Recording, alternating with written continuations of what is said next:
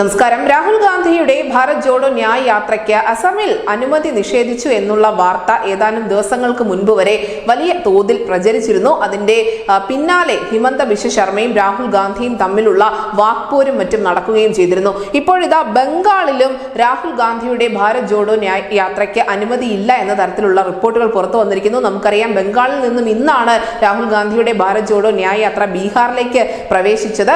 അതിനുശേഷം ജാർഖണ്ഡിലേക്ക് പോകുന്നതിന് തൊട്ട് മുൻപായി വീണ്ടും ബംഗാളിലേക്ക് പോകാനായിരുന്നു പദ്ധതി. ഇതിനിടയിലാണ് കോൺഗ്രസിന് വലിയ ഒരു തിരിച്ചടി നൽകിക്കൊണ്ട് തൃണമൂൽ കോൺഗ്രസിന്റെ ഭരണകൂടം ഇത്തരത്തിൽ അനുമതി നിഷേധിച്ചിരിക്കുന്നത്. 31-ാം തീയതി മാൽദ ഗസ്റ്റ് ഹൌസിൽ നിന്നും രാഹുൽ ഗാന്ധി ഉൾപ്പെടെയുള്ള ആളുകൾക്ക് ഉച്ചഭക്ഷണം കഴിക്കാനുള്ള ഒരു അനുമതി പശ്ചിമ ബംഗാളിലെ കോൺഗ്രസ് ഘടകം സർക്കാരിനോട് തേടിയിരുന്നു.